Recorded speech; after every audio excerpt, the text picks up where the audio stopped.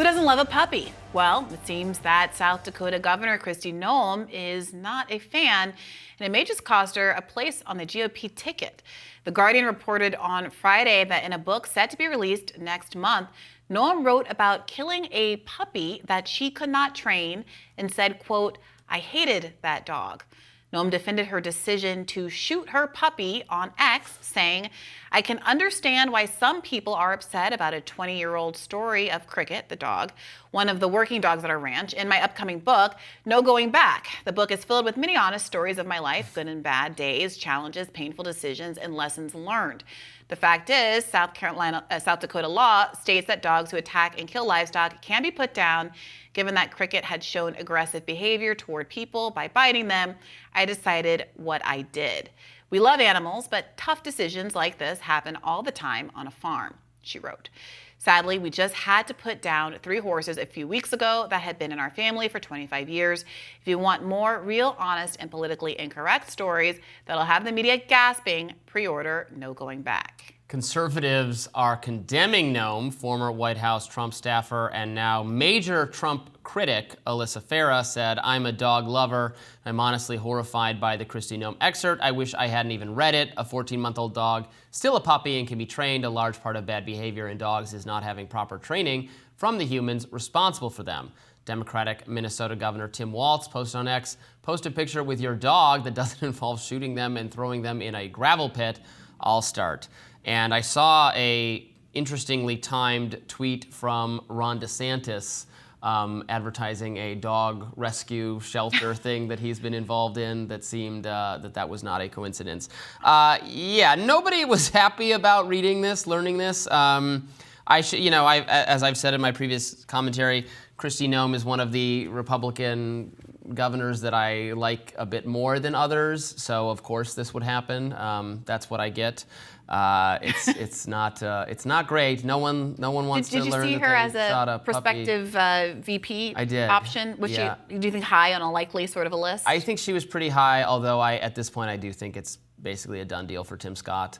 But this drops her. Because of this, or no? I think it was already a done deal. But yes, this drops her chances significantly. And I don't know. You just don't write about this. Just don't say that this happened. I don't I guess I don't want to. I've never lived on a farm. I guess I don't want to second guess that maybe they deal with animals differently. Shooting a puppy for disrupting a pheasant hunt seems a little not a sympathetic action, and an angry goat.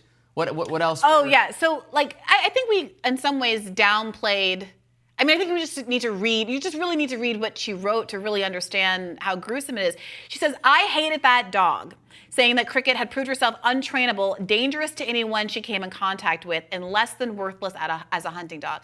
Now, I gotta say, given the lack of elaboration about how dangerous she was, and then the focus on her being worthless as a hunting dog does seem to suggest that she was bad because she wasn't utilitarian, not because she was actually maiming. I mean, if the dog mauled a kid, you would put it down. But dogs bite. I'm sorry. Puppies, you're training them. They gnaw, they nibble, they bite. Not all bites are the same. And to just say that because the dog put its teeth on you, it should be shot is extraordinary. And moreover, dogs bite, and you take them to a pound, you get them training. There's so many other off-ramps for this. But she goes on to say, "At that moment, I realized I had to put her down." She got her gun and led Cricket to a gravel pit. "It was not a pleasant job," she writes, "but it had to be done. And after it was over, I realized another unpleasant job needed to be done." Yeah. She went on to kill this goat that was apparently acting out because it hadn't been castrated.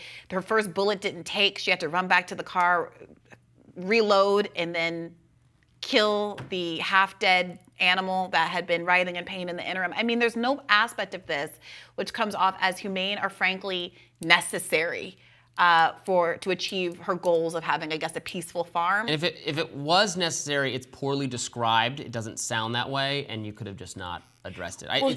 She says as much at the end. She says, "I guess if I were a better politician, I wouldn't tell the story here." And yet, I think that's true. And in fact, it has damaged her VP chance. Yeah, everybody was making fun of this. Glenn Greenwald, who's a noted animal lover, dogs in particular. Dogs. He's rescued, probably 24 dogs at his home in Brazil, was particularly frustrated by this. He said, the visceral, widespread contempt being heaped on the head of this sociopath is encouraging. There are so many options for people with dogs they find incompatible. Instead, Noem took a puppy, put it in a gravel pit, shot and killed her, and then proudly wrote, I hated that dog. He also took aim at some conservatives that maybe performatively were saying that this makes them like Noem even more. Michael Knowles was one of those people saying, unpopular opinion, the story makes me like and respect her more. Glenn responded. Let's just say that he did not have very nice words to say for Michael Noem, and kind of, said it's a kind of a weakness to characterize this as being politically incorrect, as though that's a kind of a bravery, and that there's nothing brave about killing a dog just because other people disagree with it. Like, just disagreeing with people. I mean, again, under these circumstances, putting down a rabid dog is something that has to take place. But it was not described as the situation. So, like a horse. My sister-in-law is a horse doctor, and she drives around Michigan trying to save the horses. And sometimes the only thing you can do, it's too late. The only thing you can do is humanely. She doesn't make them humanely put the horse down. Is part of being a responsible caretaker for animals, particularly farm animals and ranch animals. So I'm not like, oh no, an animal got harmed, but this seemed particularly extra. And it's from her account. It's not like someone else is describing it this way and she's saying this was unfair. This was her account of what happened. And I'm not saying a lot of people who are farm people, I mean, she's from South Dakota. I'm not saying a lot of people really come into her defense saying, oh yes, this is how it is on the farm. So I do wonder, I mean, what do you think, not just of her chances politically as part of a Trump ticket, but do you think this is going to have a longer tail for her in her state? I mean, frankly, this sounds like a very short media story. I mean, maybe it's something we'll always joke about with Kristi Noem. What I have been seeing in terms of the VP stakes, so she's the governor of South Dakota. The governor of North Dakota is Doug Burgum, who was one of the people on the stage.